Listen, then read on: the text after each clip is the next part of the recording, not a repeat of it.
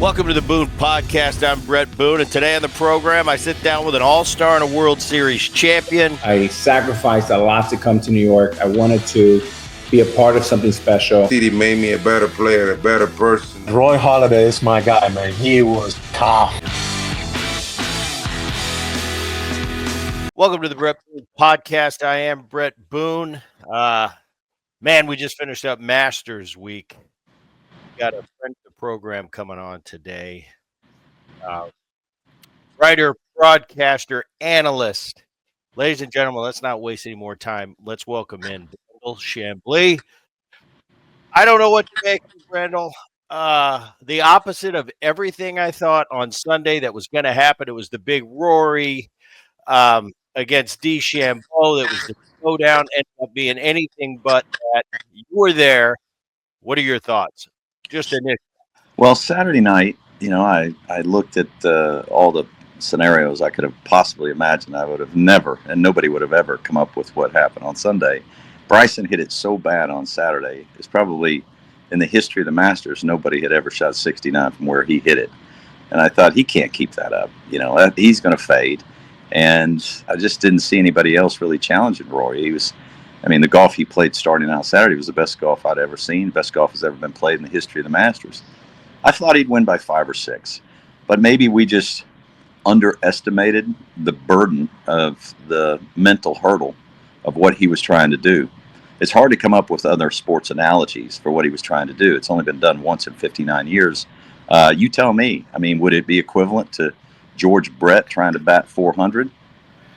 Yeah, or a hitting streak when that starts to weigh on you. Like a historical hitting streak. Imagine if you get to, 55 games straight hits or something. It's hard to come up with other analogies.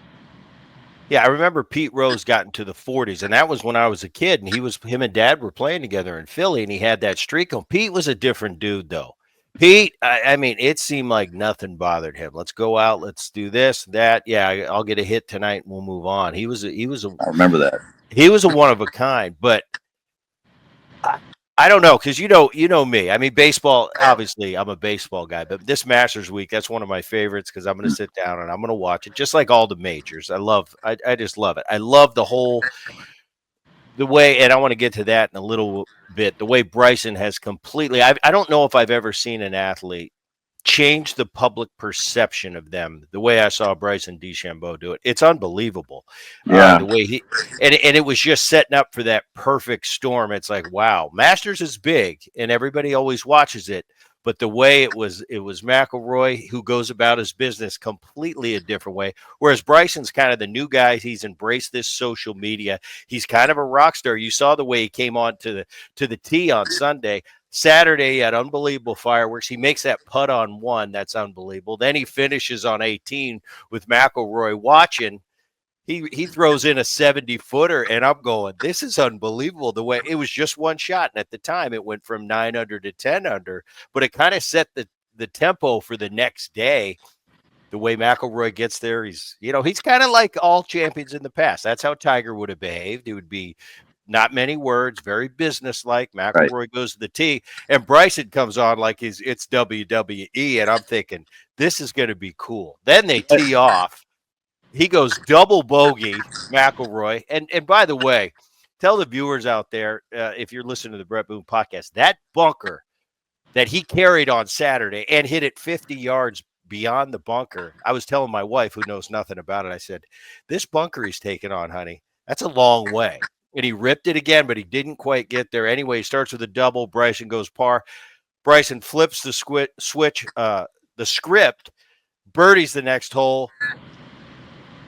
So it was double bogey par, I think, for McIlroy, and it was That's par right. birdie. And all of a sudden, we got a different ball game. My buddies are texting me going, McIlroy's done. He's going to fold again. And I'm going, well, the great ones you can't completely write off, but it ain't looking good. Take me to the tee box. And once you got to 2, where were you? Where is your where are you watching? I thought Rory lost after he played the first hole. I thought that's it. He's just not he's not in the right headspace. Rory kind of, in the past, the first drive matters so much with Rory. If Go back to Royal Portrush, the Open, in Ireland, the first Open Championship in Ireland in ages. He hits it out of bounds to the right, shoots 79. 2018 Masters, he stands on that tee, 3 shots back at Patrick Reed, hits his drive way to the right, he shoots 74. I mean, it matters. And the day before, as you just alluded to, he just bombed it. That bunker's 318 carry. 318 carry. So I know Rory's long, but 318 carry off the first tee. I mean, that when he hit it, I thought, well, that's in the bunker on Saturday. And he acted like no big deal. He bent down and picked his tee up. So I hadn't seen him do that. And then the drive on 2, I'd never seen anybody hit the drive he hit on 1.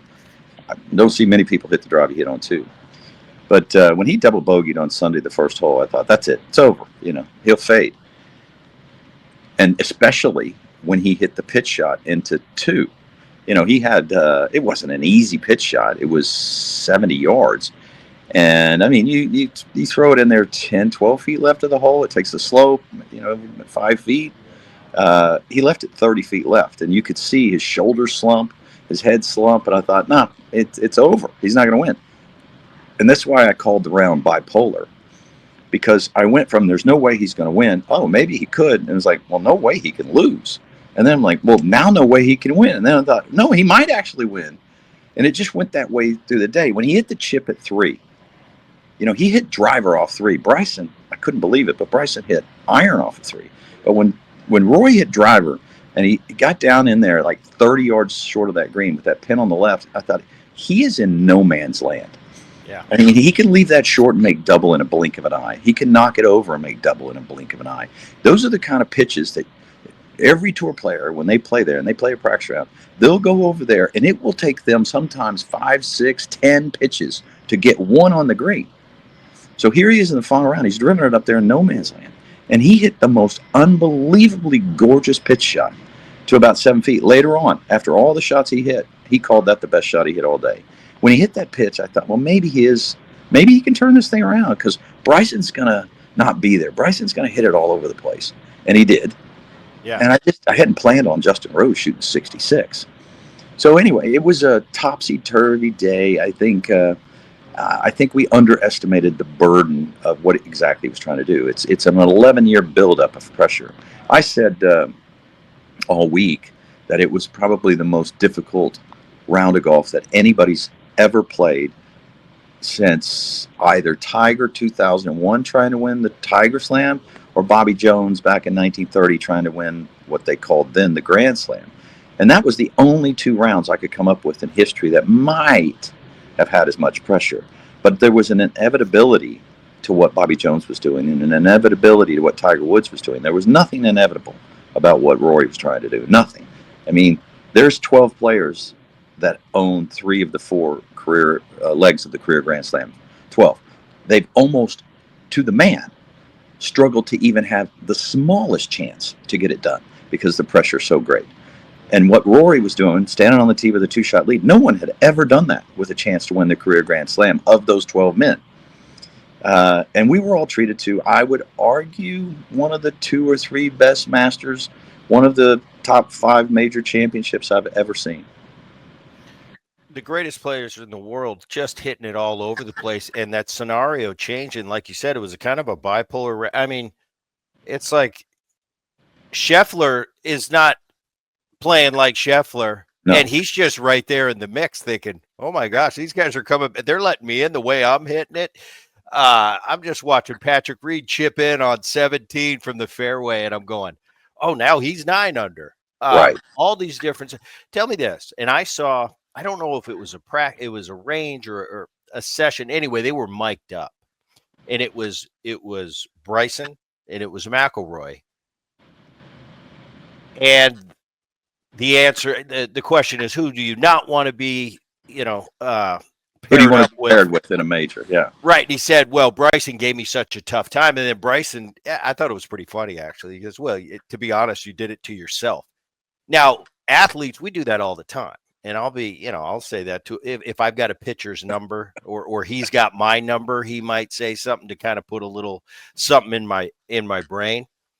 I know it was a fun moment, but all of a sudden it's setting up that way. Do you think McIlroy's thinking about, okay, I know what happened last time here when DeChambeau had that unbelievable bunker shot to get up and down and win it, and Rory watching from the clubhouse.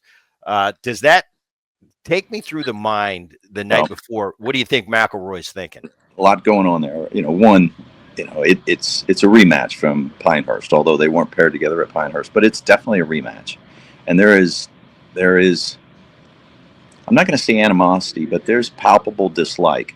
You can't forget that Bryson went to Live, and Live sued the PGA Tour. Live and the players on Live sought to destroy the PGA Tour. They would love if the PGA Tour were destroyed and folded. They would love it. They would pump their chest and go, look what we did. We're the better tour. They would in a minute do that. And Bryson is kind of Phil's guy. They're kind of two peas in a pod. So I know Bryson is perceived as having this makeover. And he's changed his swing, he's changed his body, and he's changed his public perception, but not his peer perception. They don't look at him like that. They don't believe it.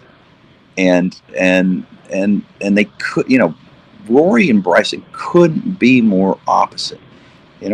Rory is sincere and congenial and graceful and athletic. And Bryson is, he's kind of mercurial. You saw that after the round when he was belly aching that Rory didn't talk to him. He's high. He's got a lot of Phil Mickelson in him. And the players, I'm just saying they don't necessarily buy that. And they couldn't be more opposite, Rory and Bryson. Couldn't be. And Rory is as comfortable in a group of friends as and Bryson's, he's a bit of a lone wolf, which is cool. It's great. It's great to watch. It's great for the sport. But they're not buddies at all.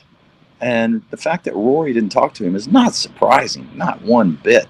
I mean, first of all, Bryson, he's going to start talking about, how the magnetic field of the universe is changing or something. I mean, it's not going to be any conversation that Rory wants to have. And what are they going to talk about?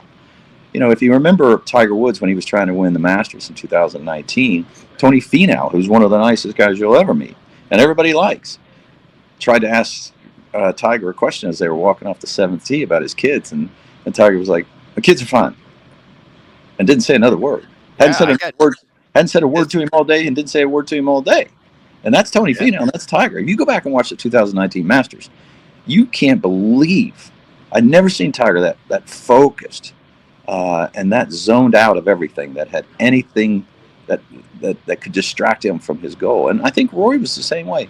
Rory had the weight of the world, the weight of professional golf. Rory took the PGA Tour, threw it on his back, and held up the line against Liv.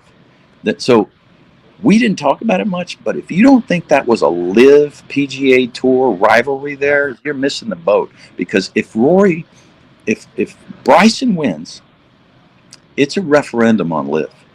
100%. It is. He's going to beat his chest and say, I've won, two of the last 3 or 4 majors, and Liv's better than the tour. And, that's exactly what would have transpired. If Bryson would have won, it would have been great for CBS, and it would have been great for Liv and great for Bryson. When Rory won, it was just great for all of golf. Just great for all of golf. Everybody wins with Rory winning. It's a huge historical event. It transcends golf. All sports fans were watching. I have got a big family. Almost none of them play golf. They never watch golf. They were all texting me. They were all watching. It was something like almost 20 million people watched that playoff. That's a huge rating for golf. So yes, this had big rivalry undertones, and it was as compelling a golf tournament to watch as I have ever seen.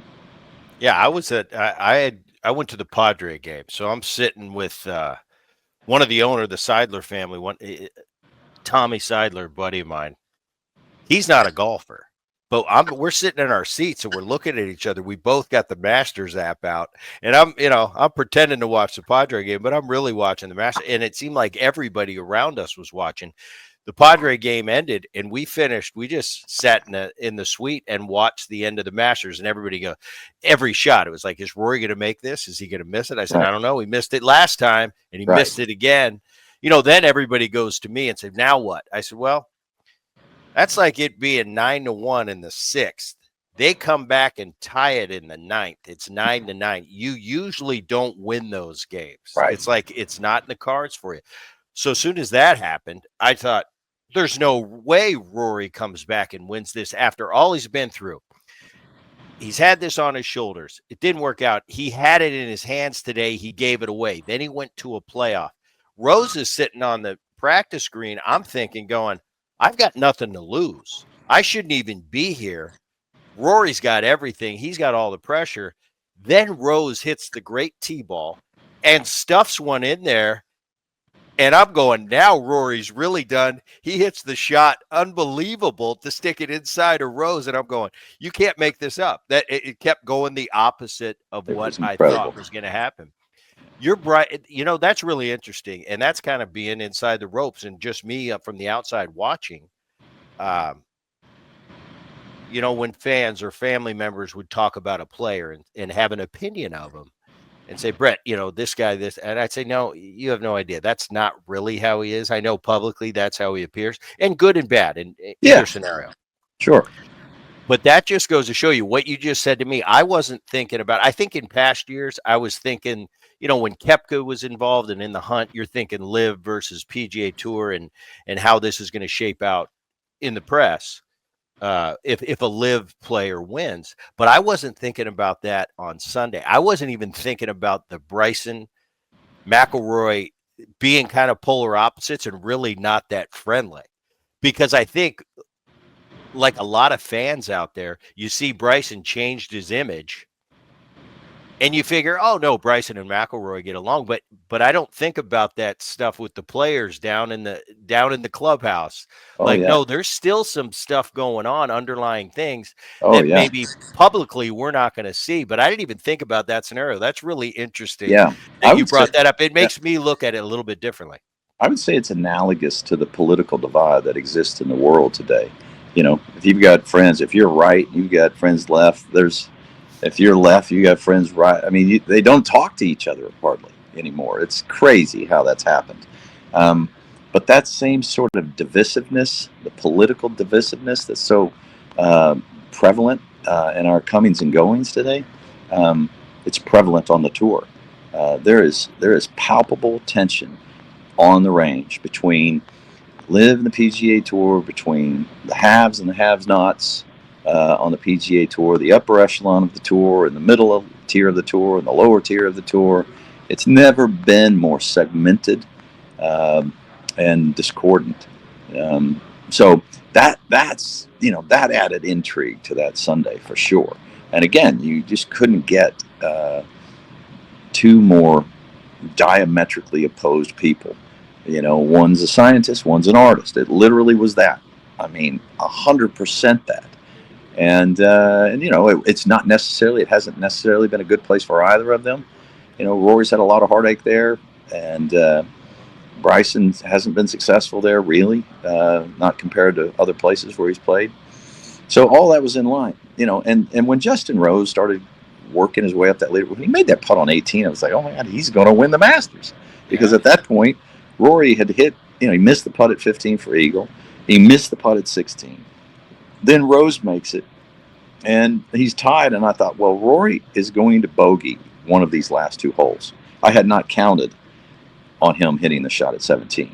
I mean, the shot he hit at 17. Unbelievable. One of the greatest shots in the history of the Masters. And his reaction to it, I mean, the second he hit it, he's running up there going, go, go, go, go, go, go, go, go. I mean, it was just like he was so out of sorts. Like, if you remember the shot he hit in the 9, he hit that and he dropped the club because he thought he hit a fat toe hook. And it was tight. And it was right at it. Like his feels were off. His feedback mechanism was all out of kilter. Like none of us have ever played under the scenario, the mental hurdle that he was playing under. I can't imagine, but we know what it's like when you're out there and you feel the pressure so much that there's a mutiny in your arms and your legs and your hands. You're like, I didn't tell you guys to do that. You can't control them. It's like, and imagine that 100-fold for Rory. I'd never seen Rory be that animated, asking for shots to go. And by the way, I mean, I know we will remember some of the bad shots, a lot of the bad shots, the wedge at 13 into the water. As shocking as that was, well, how sublime was the shot he hit into 15? How unbelievable. That's what I was going to bring up. The 15 right. was unbelievable. The hook around the trees. 207 yards, under a branch, over a branch, around those trees, had to hook it 40 yards to 5-6 feet after he had already hit it in the water with a wedge at 13. Then the shot he hit at 17. Then the shot he hit in the playoff, by the way, with the exact same yardage. 125 yards is what he had in regulation. Dumped it into the bunker. I had a buddy of mine text me, if he bogeys 18, could you call 911 and send him to my house? And I mean, that's how people were living. I was like, and because he was like, oh, he's got it now after the drive. And I said, no. 3 more shots. He cannot let up. And what does he do? He hits it in the bunker. Blasts he hits out it in the bunker. How do you hit that in the bunker? I'm sitting there going, I'm not going to hit that in the bunker. Well, maybe under those circumstances, I might. I'm not hitting that ball in the bunker. And I was with you. I'm sitting there because there was a delay on the tee box. And I'm going, wow, this is a lot to think about because Rory if he pushes this ball right and doesn't have an angle in, there's no way. When he ripped that tee ball on 18 in the regular round in regulation, I thought it's over. All he's got to do is make par. And that's what I was thinking. I thought the tee ball was the big moment. Like he's standing on that tee. He's standing on that tee box. He's waiting. I saw it. I had the shot tracer, and I'm going, he's got it. Yeah, he hadn't hit his driver well that day. He hit it all over the place. Right. And once he found the fairway, I thought, okay, but he could still mess this up. He could fat it. He could knock it long at 3-putt. It was like under those circumstances, every conceivable miss was in play. And when he dumped it into the right bunker, famously Arnold Palmer did the same thing in 1961 and double bogeyed. He knocked it out, knocked it over, double bogeyed, and lost he exactly the same. He had hit a good drive. He was leading by 1. He hit it in the right bunker and he double bogeyed. And I was like, that's in play here. Then when he blasted out 5 feet, I was like, well, how could he put the miss from the U.S. Open out of his mind? I mean, how could he possibly make a good stroke? This is the exact same scenario he had at the U.S. Open. How could he possibly? And he missed. And then, I don't know if you saw it, but when he was over that putt, CBS put a graphic up for the career Grand Slam. Now, I've been watching golf a long time. I've never seen that graphic for the career Grand Slam, 5 feet. Don't joke. Right. And after the U.S. Open, I was like, well, it's over. And when he missed, I was like, he just shot 73. Rose shot 66. Rose makes the putt at 18. There's no way Rory can regain his equilibrium and play any semblance of good golf. But his caddy, Harry Diamond, I think one of the great caddy moments of all time. They get in the cart to drive back to AT&T, and his caddy said to him, we would have killed for this on Monday, meaning the beginning of the week. He goes, we would have killed for the opportunity to be in a playoff for the Masters on Monday. And Rory said it just reframed his whole thought. He was like, you're right. You're right. You're 100% right. We would have killed for this. I've got a chance to win the Masters in a playoff. You would take that every flipping start of every week. And Rory went down there, and after Rose stuffed it in there, there's no way Rory wouldn't have known from the reaction that his ball wasn't 4 feet, 5 feet. There's no way Rory wouldn't have known that. He wouldn't have known it was 12 to 15 feet. And for Rory to hit the shot he hit to like 3 feet, the odds of him doing that from that distance, I saw somebody post them, and they were like 0.37. They weren't like 1%. They were 0.37. It's crazy what he did and how he did it. I will never see another Masters like that, ever. It was unbelievable. I think at certain points on the baseball field, people ask, do you still, especially as a veteran player, do you still get nervous? I said, well, I don't think I'd call it nervous. But I said there's certain there's certain checkpoints throughout a season that I think I get butterflies. It's the first day of spring training, my first at bat. I don't want to start the new year by embarrassing myself. I don't care if I get a hit. I don't care if I make an out, whatever it may be. But I don't want to flail up there, chase a couple breaking balls 2 feet off the plate and start off that way. So once I get through that, it's like, I'm fine, spring training. Opening day, no matter how many opening days you have, you take the line. You just want to get through the day. Just, once again, don't embarrass yourself. Just ping it around, do whatever you got to do. If you get a couple hits, that's awesome. Day 2 is where it really starts. If you're fortunate enough to be in an all-star game, that first all-star game at bat, then the postseason, that first postseason at bat. So I kind of equal that to T-balls. As a pro, and I want to break this down too, the regular tour versus a major. When are the times you as a player get that feeling? Is it every single tournament when you step on the first tee? I know as an amateur, they'll have those celebrity tournaments, and if I've got a 50-man, I just played in the Pro-Am at the Hogue, and I had like 50 guys watching me on the tee box. I'm kind of going, and they're like, well, Bret, it's not a big deal for you. You played in front of 50,000 people. I said, I'm a professional at that. I said, I can hit that guy in the forehead right there that thinks, he's out there feeling good like the real guys are playing. I said, I just like, once again, my thought is I don't have to hit my greatest T-ball of all time, but just don't hit somebody. Don't top it. Don't hit one bomb, blow one way right or way left. And as long as I just get off the tee, I don't care if it's down the fairway, just get off the tee. I'm fine. And then I don't have any angst after that. Take me through it as a player, what you went through and what you think the majority of tour guys do. First tee shots are always, I'm not going to say they're nerve wracking, but there's, if we're going to go on a 1 to 10 scale, and 10 being, the most nervous or the most angst-filled you'll ever be, which would be an important shot in a major championship, either a tee shot or let's say you've hit an approach and you've missed the green and you get in a spot where you've got a tight lie, and not a lot of green to work with. You got to really work to be athletic. It's very easy to get in there and get a little nerdy and geeky. You got to work to be athletic. You got to look at it, and you got to keep a clear head because, there's adjustments you need to make. So those moments, slick downhill putts for big moments. Early on, you talk about spring training. The most nervous any golfer will ever get. And look, if you're Tiger Woods, you wouldn't ever deal with this. But there's a qualifying process to get on the tour, and by far, even when I had a chance to win golf tournaments, I wasn't as nervous as I was in the qualifying process to get onto the PGA Tour, because there's you have a job or you don't have a job, shot or putt or chip moment. Now that's the most nervous any tour player will ever get. And by the way, 99% of the tour players have had to go through that process. It's only the Tigers or the Phil Mickelsons that are so good that they're able to get past that without having to go through it. But otherwise, it's within a round of golf, pressure builds. Within a week, pressure builds.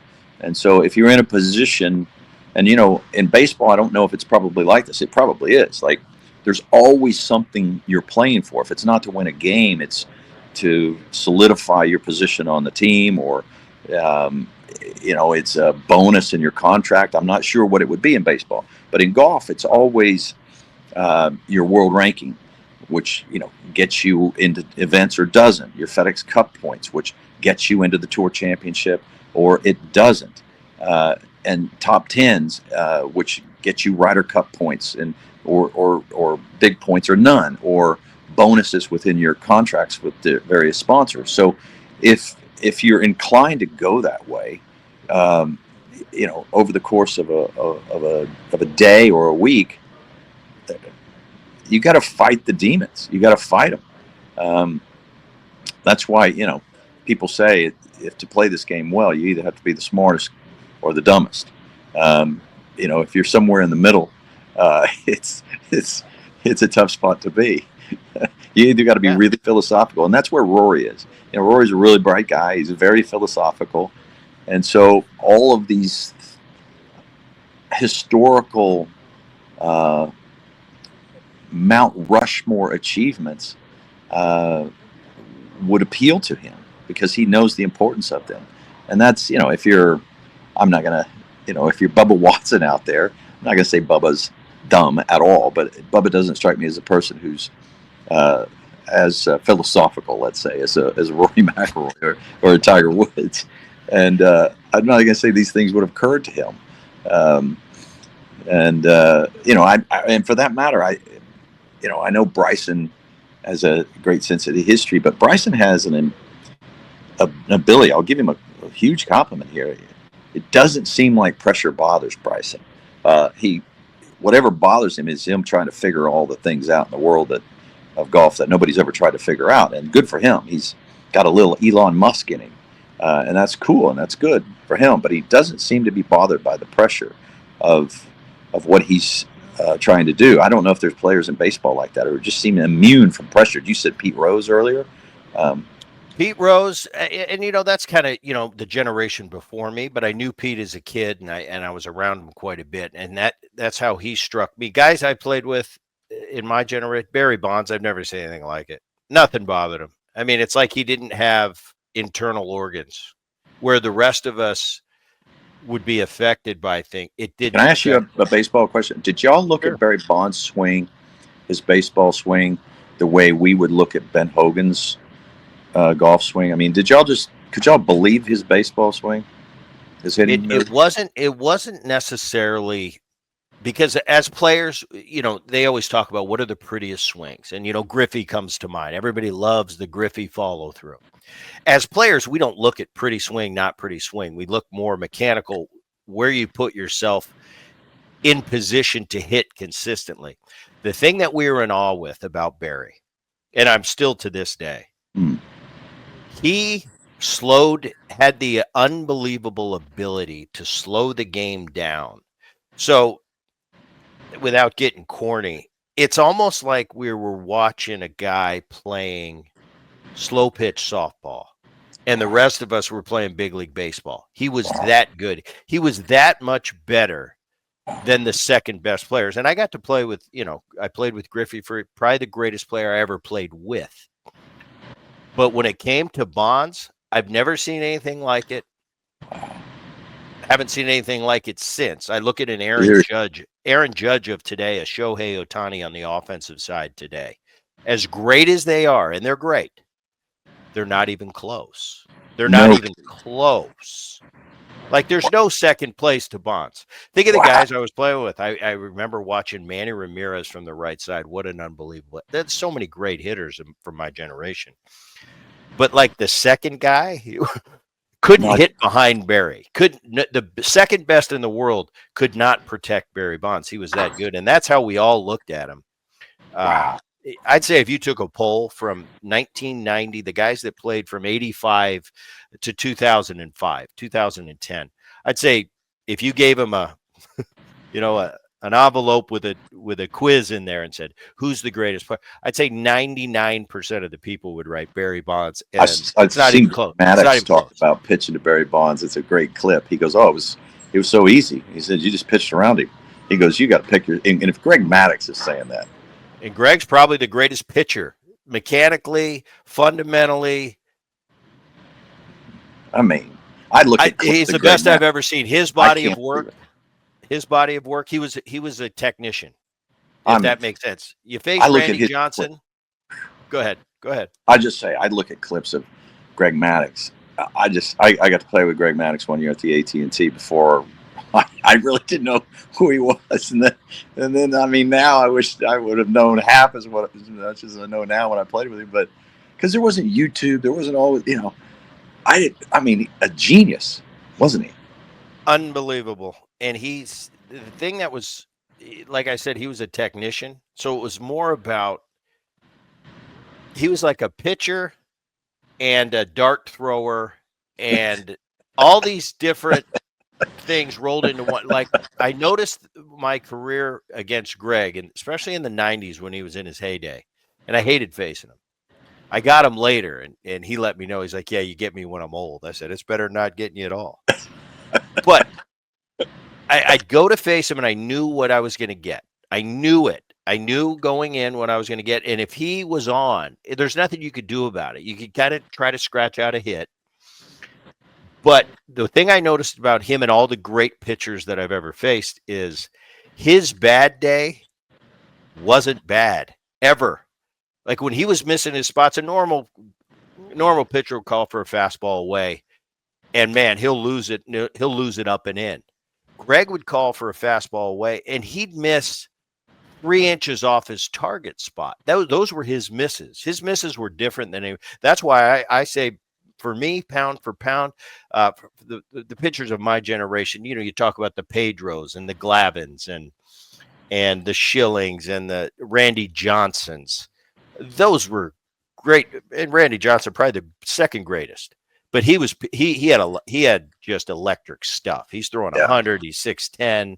Yeah, he's a different animal. But I think pound for pound, technical, wire to wire, right, soup to nuts. I think Greg technically is the greatest pitcher I've ever seen in my lifetime. Yeah, he got 356 wins, and I mean, you got to play golf with him. You got to play golf. I with him. did. You know what kind of character he is too. Yeah, I mean, you talk about listening to you talk about Barry Bonds and Greg Maddux. It sounds like the way we talk about Tiger Woods. Yeah, it's like there's just, I mean, like Phil Mickelson was second to Tiger, but I mean, he was as far behind Tiger Woods as whatever horse came second to Secretariat in Belmont. I mean, right. it just wasn't even close. That's just how good Tiger was. He was the longest, and look, I mean, later on he became a little inaccurate, but that period, 99, 2002, he was the longest and the straightest, the best iron player. He was the best chipper, pitcher, bunker player, and putter, and best between the years. And I mean, to have everything, and have everything more completely than anybody's ever had any individual aspect of the game. Yeah, you just can't make that up. And so we're still in golf suffering from a post-Tiger hangover. We expect players to go out there and just methodically and strategically and authoritatively just work their way through a round and just decimate everybody and raise the hype and exceed the hype. And that's what Tiger did. Well, Tiger's the 500-year flood. And, so what we see with other players, it's like, well, that's what golf is like. It's hard. Mentally, it's hard. Technically, it's hard. Tiger just made it look so simple and made, it was easy to pick him. It was easy to tune in. And we were mesmerized even when we knew he was going to be Secretariat and win by 15.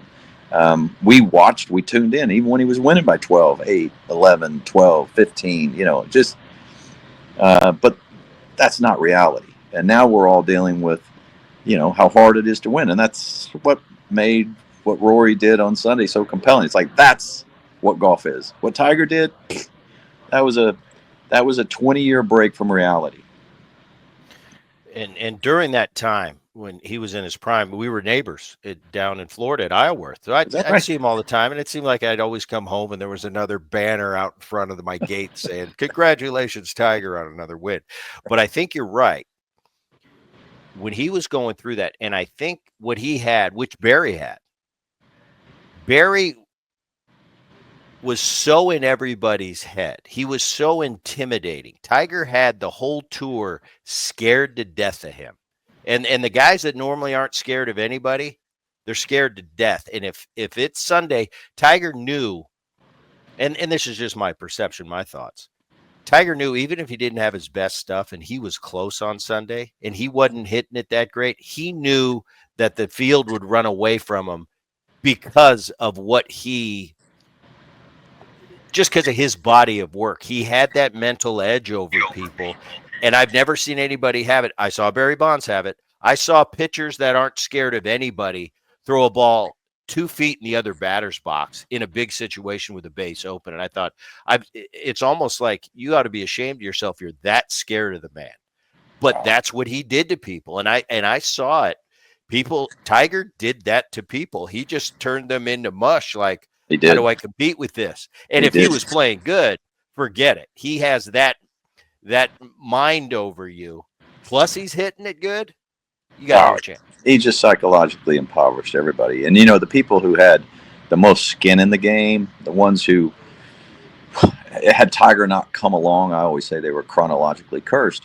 Had Tiger not come along, they would have won 5, 6, 7, 8 majors. They would have been number one. They would have been awesome. We would have looked at them as if they were, generational talents, and we would talk about them the way we talk about Tiger probably.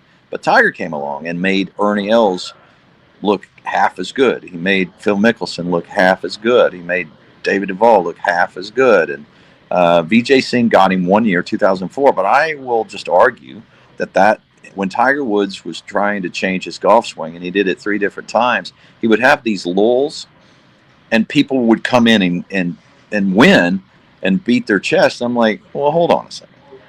As soon as Tiger figured things out, you're not beating it. And I'm sorry. You get him when he's, changing his body, changing his swing. He did it famously in 98, and he only won once. He did it famously in 2003 and 4. But when he came back in 2005, it's like nobody's beating him. None of them. And he got injured in 2008. And so what happens in 8? Sergio wins the Players. Padraig Harrington wins a couple of majors.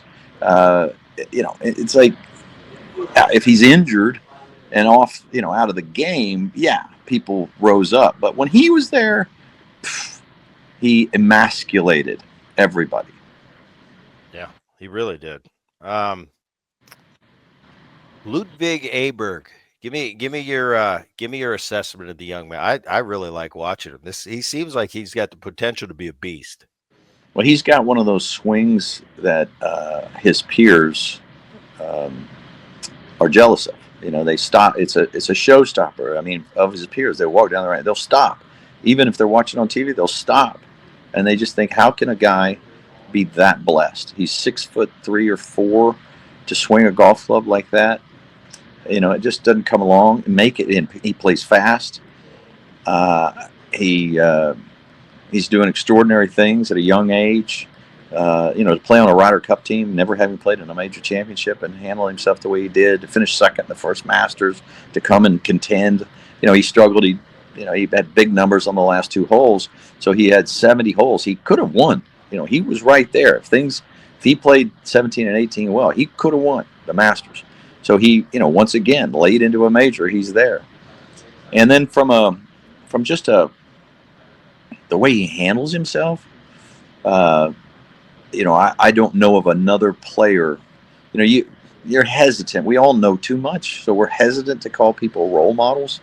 We just know too much. We know more now than we've ever known about athletes. 30, 40 years ago, you could call people role models. Now we just find out too much stuff. But there are very few people I've ever known who are as graceful, as elegant, as appropriate, and as polite as Ludwig Aberg is. He's a true gentleman. I mean, he's to me, he's the epitome of Bobby Jones. He's the epitome of Ben Crenshaw. It takes a lot to be a great athlete. You got to believe in yourself. You got to grind. You got to look around and think, I can beat everybody's ass. And you got to, and that arrogance can slip out. It can come creeping out of you, like sweat.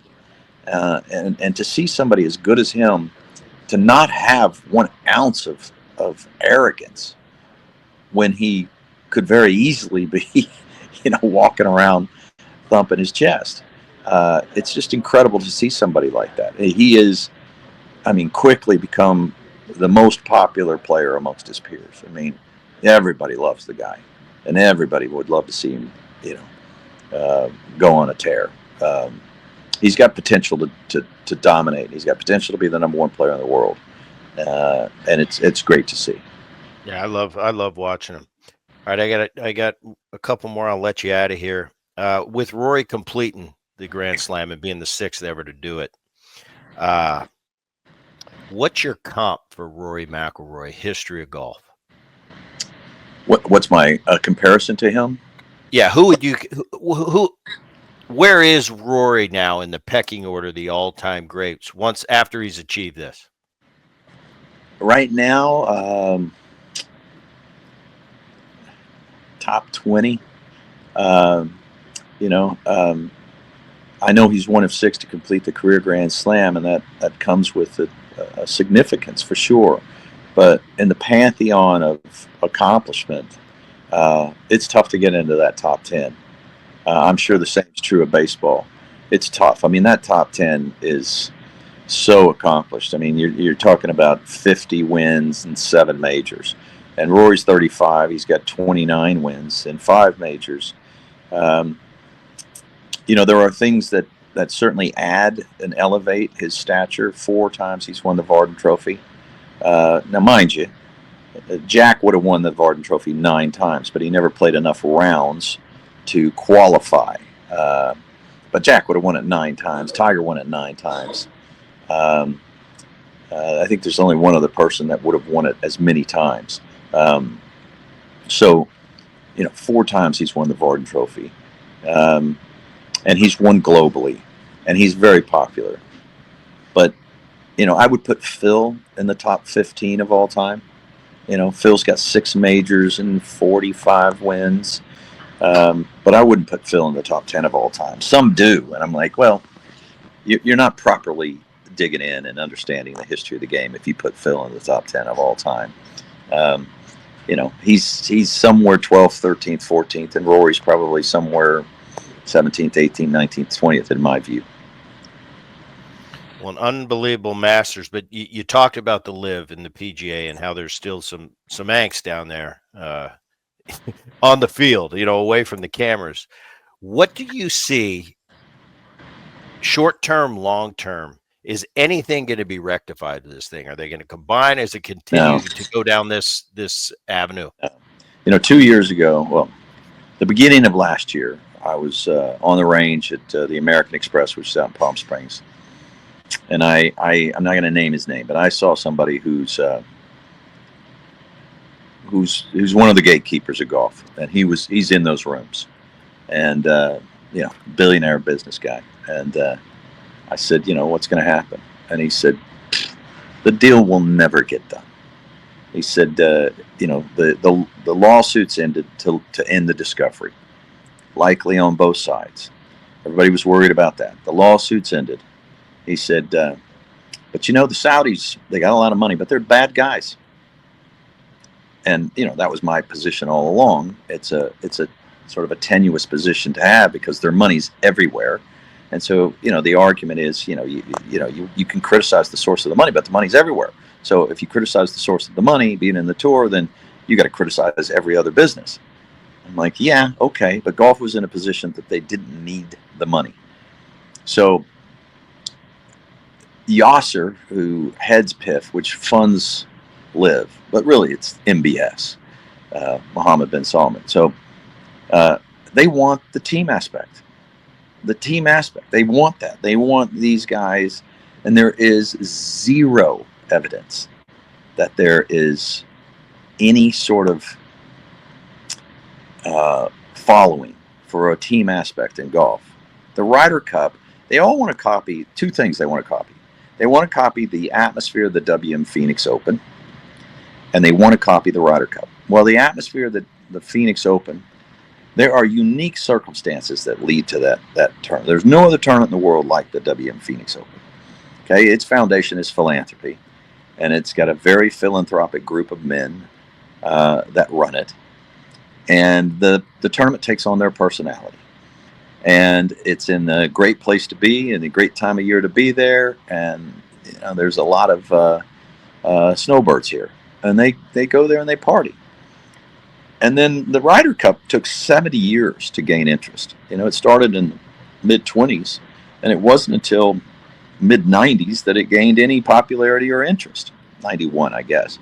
And it's only because Europe has gotten the better of the U.S. more times than not, and all of a sudden there's a rivalry there. Well, there is no interest for team golf, especially if they're going to play in the far corners of the world that are going to air here at 3 o'clock in the morning.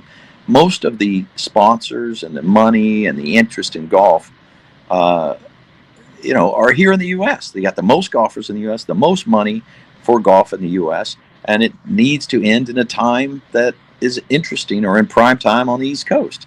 Well, if they're playing in Riyadh or far corner, Qatar or Abu Dhabi in team events, first of all, no players from the United States on the PGA Tour want to go there.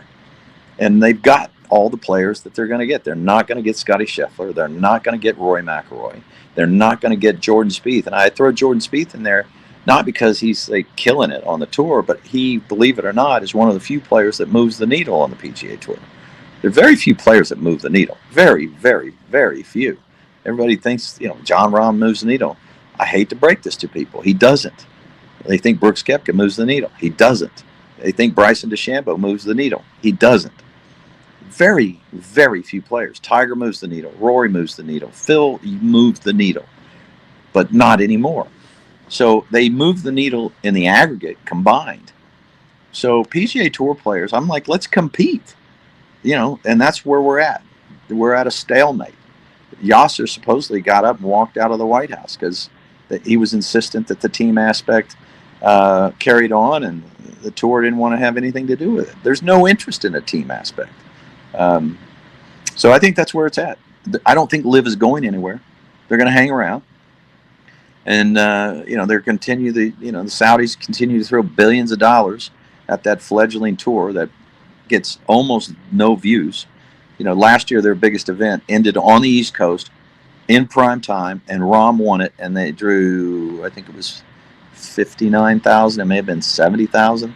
More people will watch pickleball than that. And they had that many people tuned in, and it was Rahm, it was Koepka, it was all of them. Me, just that, from a layman perspective, it's just being a golf fan. I want to see the best players in the world in one place. I don't want two different tours. I don't like the team aspect. That's not what golf is. Yeah, for the Ryder Cup, that's a special event that happens, but it's not the weekly thing. Golf, to me, it's not supposed to be played that way. I can't get more excited to watch the final round of the Masters. Right. But you couldn't get me to sit there and watch 30 minutes of a LIV Tour event. And I don't care if Bryson, Phil, and Koepka, back when Bryson and Koepka were feuding or having the greatest match of all time, the interest isn't there. There's not enough on the line. Enough things don't matter for me to tune in. That's it. People watch sports that matter. And right. There's a history and there's a legacy, and you're watching LIV, and I've watched it to understand it and try to get my arms around it and see what it is. And there's no history. There's no legacy. They start on different holes. It's not 1 through 18. I was watching the event that was in Doral, and Charles Schwartz was trying to win, and he finished on the first hole. He didn't have to play 18 with the lead. I was like, this is ridiculous. It's like watching. It may be great, and it may be for a different audience. Maybe it's for the young audience out there that's just coming in and just starting to watch golf. But what's the name of it on Tuesday nights where they're playing TGL? TGL, yeah. I'm not going to watch it. That's me. Maybe there is an audience out there for somebody, and you get to see the great players from the tour. But it's like, I'm never going to stop and say, oh, I've got to go watch that tonight. Yeah. It's a younger audience. They're trying to find a way to get the gamers, interested in the game. There's, a billion of them. And, that's a lot of eyeballs. And they're trying to get them into the game. And, Top Golf had a run, and it's falling back, and it hasn't galvanized people to watch LIV. And the TGL got 500,000 viewers on average, which is quite a bit bigger than the numbers that LIV draws. And they haven't spent $10 billion on it like LIV did. They did spend a lot of money, TGL. And it may, for a Monday, Tuesday night, it may work, and I applaud them for trying it, but I'm with you. I'm a wait and see kind of person on that.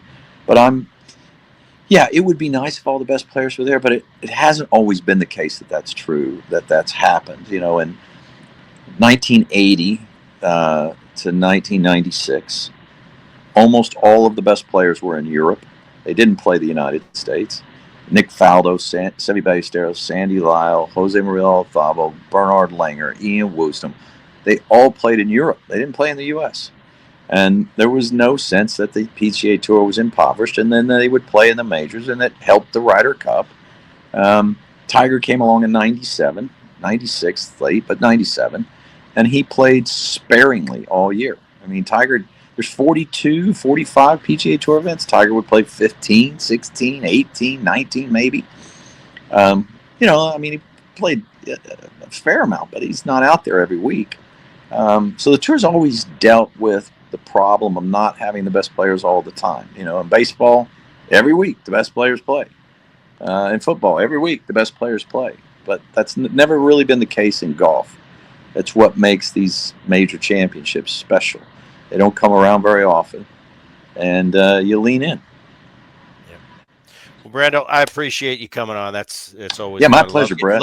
Love getting your perspective, because you to golf is like me to baseball. I love getting that insider, and that's great to me. I just learned something new today. Hey, Bryson and McIlroy and the tour, not them in particular, but there's some bitter coldness there. That's cool. I didn't even think about that, but you're right. It's deep rooted. But I appreciate you coming on and helping Brett. us out here. Really enjoyed talking to you. You got it. For those of you watching the Bret Boone podcast, now we have our own YouTube channel. Check it out. For those of you downloading the Bret Boone podcast on the Odyssey app or wherever you get your podcasts, until next time, keep it here.